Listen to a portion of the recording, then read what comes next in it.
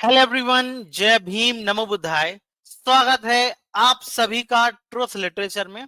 आज की वीडियो में हम बात करेंगे डॉक्टर बाबा साहब अम्बेडकर ने जो एक किताब लिखी इनहेलेशन ऑफ कास्ट, उसमें क्या लिखा है और उनकी क्या टिप्पणी है।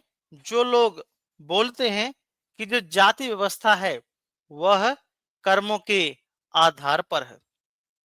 तो आइए शुरुआत करते हैं और हम समझने का प्रयास करते हैं। ब्राह्मणवादी लोग जातिवाद को बचाने के लिए तमाम प्रकार की चीजें करते रहते हैं।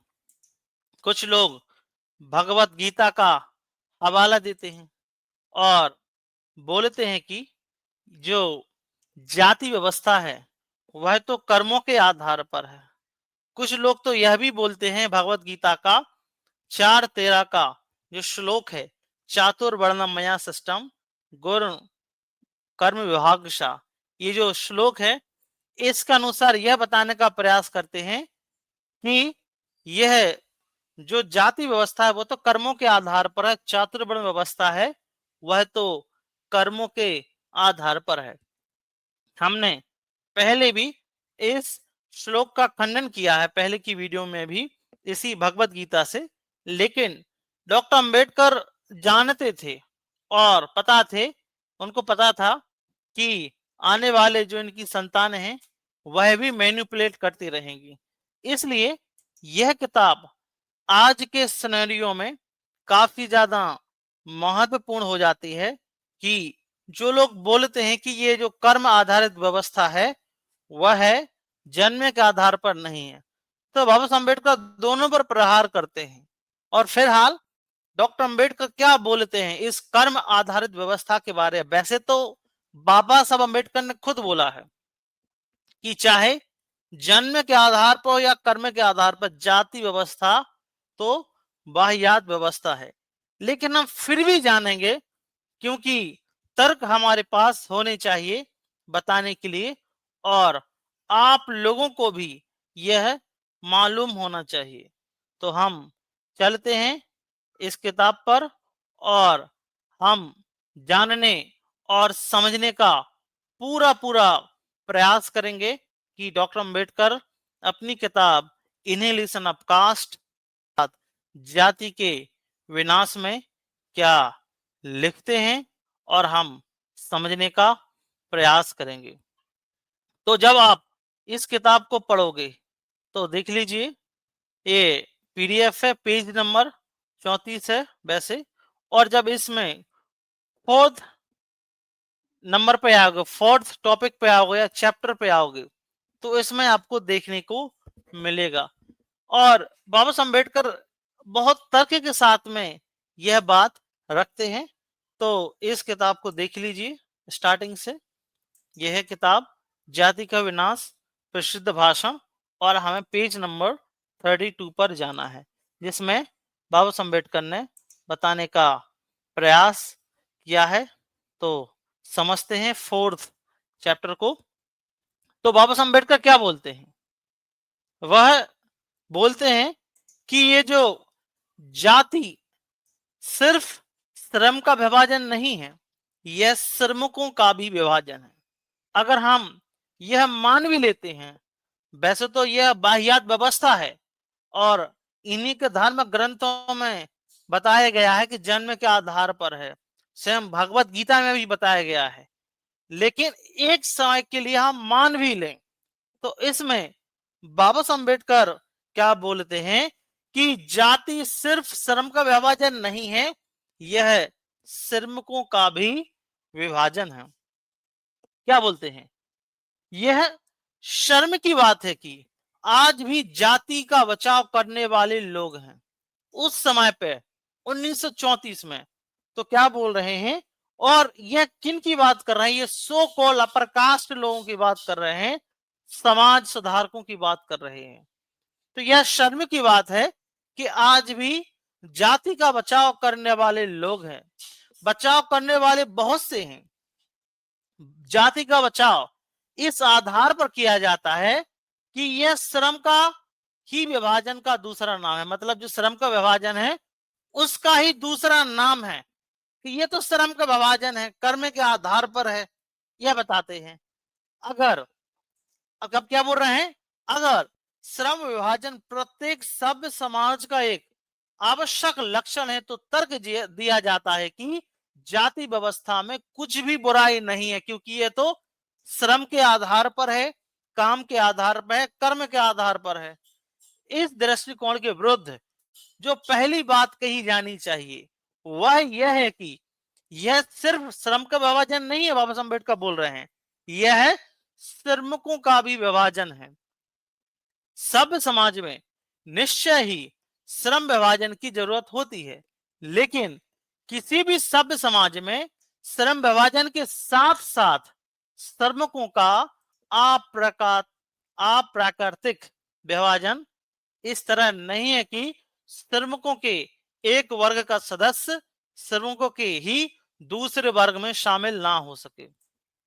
तो यह बोल रहे हैं कि एक जो वर्ग है, जो सदस्य है, दूसरे वर्ग है उसमें शामिल ना हो सके। जाति व्यवस्था सिर्फ श्रमिकों का विभाजन नहीं है, जो एक श्रम विभाजन को एक से जो श्रम विभाजन है उससे एकदम अलग है, बल्कि यह ऊंच नीच की ऐसी व्यवस्था है जिसमें श्रमिकों का विभाजन इस तरह किया जाता है कि एक श्रमिक दूसरे श्रमिक से ऊंचे पायदान पर खड़ा हो।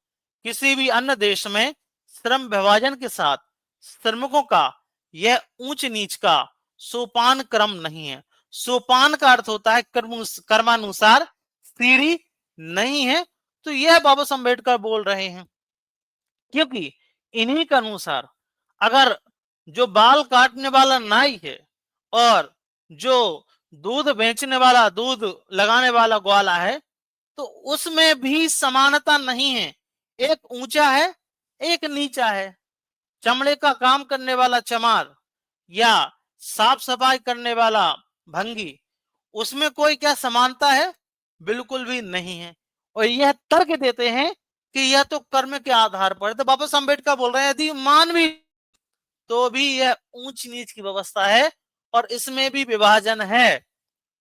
आगे क्या बोलते हैं, जाति व्यवस्था के बारे में इस दृष्टि की आलोचना एक तीसरा बिंदु भी है। बाबा साहब अम्बेडकर बोल रहे हैं श्रम का यह विभाजन स्वतः स्फूर्त नहीं है, न ही इसका आधार प्राकृतिक रुझान है। मतलब यह प्राकृतिक नहीं है, यह प्राकृतिक रुझान नहीं है। सामाजिक और व्यक्तिगत दक्षता की मांग यह है कि हम किसी भी व्यक्ति को उसकी क्षमता को उसकी ऊंचाई तक विकसित करें कि वह अपना व्यवसाय खुद चुन सके और उसमें आगे बढ़ सके। लेकिन जाति व्यवस्था में इस सिद्धांत का उल्लंघन होता है, क्योंकि यह व्यवस्था पहले से निर्धारित कर देती है कि किसी व्यक्ति का व्यवसाय क्या होगा, मूल क्षमताओं के प्रशिक्षण के आधार पर नहीं, बल्कि इस बात पर कि उसके माता पिता की सामाजिक हैसियत क्या है। तो यह बाबा साहब अम्बेडकर बोलने का प्रयास कर रहे हैं कि अगर नाई का बेटा नाई ही बन पाएगा, नाई का बेटा कलेक्टर या आईएएस ऑफिसर नहीं बन पाएगा जाति के आधार पर। अब बाबा साहब अम्बेडकर ने संविधान दे दिया तो उसकी वजह से आज सभी वर्ग के लोग आरक्षण की दम पर बन पा रहे हैं। लेकिन जो यह जाति व्यवस्था है उसमें क्या तर्क दिया है, उसमें क्या बोल रहे हैं कि बाबा साहब अम्बेडकर कि यह इसका आधार यह है कि एक जो व्यक्ति है, आपके माता पिता की हैसियत क्या है, वह आपका व्यवसाय तय करेगा। थर्ड पॉइंट में क्या बोलते हैं, एक अन्य दृष्टि से देखने पर व्यवसायों का यह स्थिरीकरण जो जाति व्यवस्था का परिणाम है निश्चित रूप से घातक है। यह बाबा साहब अम्बेडकर बोल रहे हैं। उद्योग कभी स्थिर नहीं होती, उसमें तेजी से और अचानक तब्दीली आती है। इन तब्दीलियों के मद्देनजर व्यक्ति को अपना व्यवसाय बदलने की छूट होनी चाहिए, लेकिन बदलते ही परिस्थिति के अनुसार अपने अपने को समायोजित करने की इस आजादी के बिना किसी को भी अपनी जीविका अर्जित करने में कठिनाई होगी। तो जो उद्योग होता है उसका तेजी से परिवर्तन होता है, बाबा साहब अम्बेडकर बोल रहे हैं। लेकिन जाति व्यवस्था हिंदू को यह व्यवसाय अपनाने नहीं देगी जिसकी समाज में ज्यादा जरूरत है।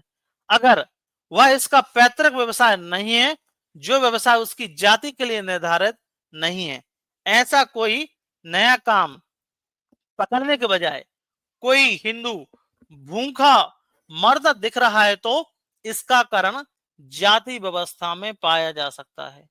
व्यवसायों के पुनः संयोजन की अनुमति न देने के कारण जाति देश भर में दिखाई पड़ने वाली बेकारी के एक बड़े हिस्से का प्रत्यक्ष कारण बन जाती है, क्योंकि जब वो श्रम नहीं बचेगा और आपका काम आपकी जाति तय करेगा तो बेगारी होगा और तेजी से अपने धंधे चेंज नहीं कर पाएंगे। इसलिए आज हम देखते हैं कि 97% जो दलित वर्ग है, जो हमारा सफाई कर्मचारी वर्ग है, भाई है, वह गटर साफ करता है। उसमें कोई ब्राह्मण बनिया ठाकुर नहीं मिलेगा। वह आजादी का अभी तक 97% जो लोग मिलेंगे वह सिर्फ और सिर्फ एक खास दलित जाति से मिलेंगे। आगे क्या बोलते हैं डॉक्टर अंबेडकर? श्रम विभाजन के रूप के तौर पर जाति व्यवस्था एक और गंभीर दोष है। अगर इसे में एक और गंभीर दोष बता रहे हैं, जाति व्यवस्था द्वारा पैदा किया गया श्रम विभाजन निजी चुनाव पर आधारित विभाजन नहीं है। निजी भावना, निजी प्राथमिकता के लिए यहां कोई स्थान नहीं है।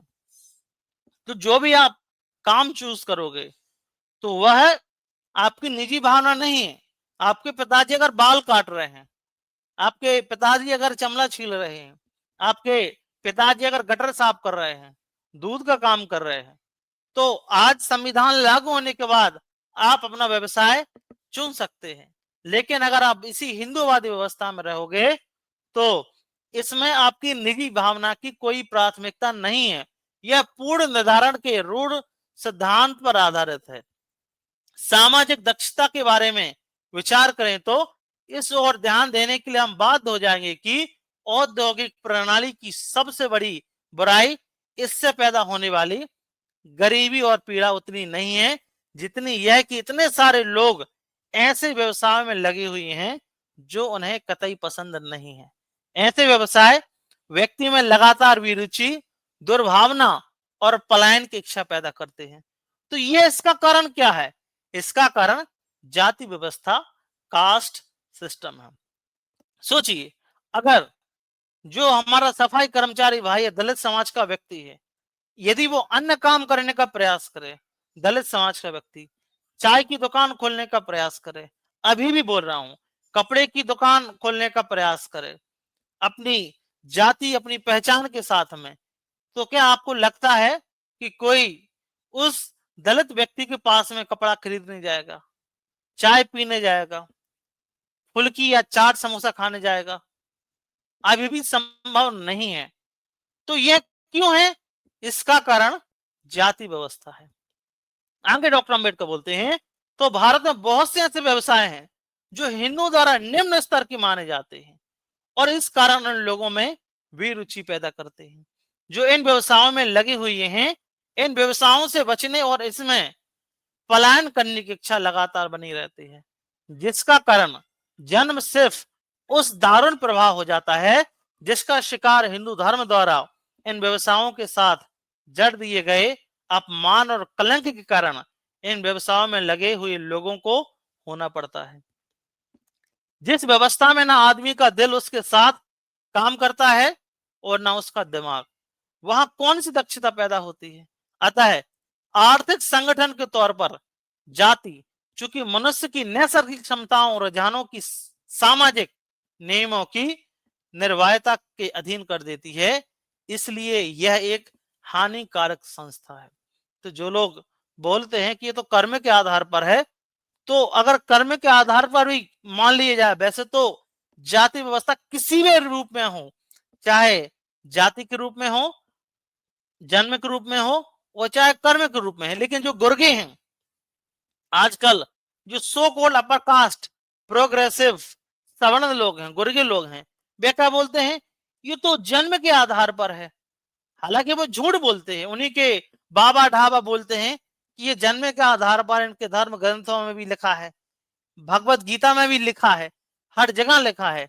लेकिन फिर भी ये जो गुर्गे लोग हैं, सो कॉल्ड अपर कास्ट गुर्गे हैं, अपर कास्ट लोग हैं, यह सवर्ण लोग हैं, यह क्या बताने का प्रयास करते हैं कि जाति व्यवस्था तो कर्म के आधार पर है, जो जैसा कर्म करेगा उसको वैसी जाति मिलेगी। तो बाबा साहब अम्बेडकर बताने का प्रयास कर किसी भी आधार पर हो, यह श्रमिकों का भी विभाजन है, इसलिए हम जाति व्यवस्था को वाहियात व्यवस्था कर सकते हैं। आपको यह भी समझ में आया होगा कि आरक्षण की कितनी ज्यादा आवश्यकता रही होगी कि सपोज अगर देश में आरक्षण नहीं होता तो क्या आपको लगता है कि जो SC ST OBC है, अनुसूचित जाति जनजाति लोग है, बहुजन समाज है 85%, वह अपना खुद का कार्य, जो पैतृक कार्य, जाति का कार्य छोड़कर अन्य काम कर पाता? चाय वाला प्रधानमंत्री बन पाता क्या? नहीं बन पाता। या नायक का बेटा मुख्यमंत्री या IAS अफसर बन पाता? नहीं बन पाता। दलित व्यक्ति कोई अफसर या मुख्यमंत्री बन पाता? नहीं बन पाता, भले ही कम मात्रा में है। लेकिन इसका जो कारण है केवल डॉक्टर बाबा साहब अम्बेडकर की व्यवस्था है, जो कि आरक्षण की व्यवस्था, एजुकेशन है। अदरवाइज ये इम्पॉसिबल होता। तो यहाँ पर हमें आरक्षण का महत्व भी समझ में आया होगा कि आरक्षण क्यों जरूरी है, और जो ये गुर्गे बोलते हैं कि ये तो कर्म के आधार पर है, उसमें भी विभाजन है। फिलहाल आपका इस टॉपिक के बारे में क्या विचार है, प्लीज हमें कमेंट बॉक्स में जरूर बताएं। यदि आप ट्रुथ लिटरेचर पर नए हो, ट्रुथ लिटरेचर को आप सब्सक्राइब जरूर करें, साथ ही साथ हमारे वीडियो को शेयर जरूर करें। जय भीम, जय भारत।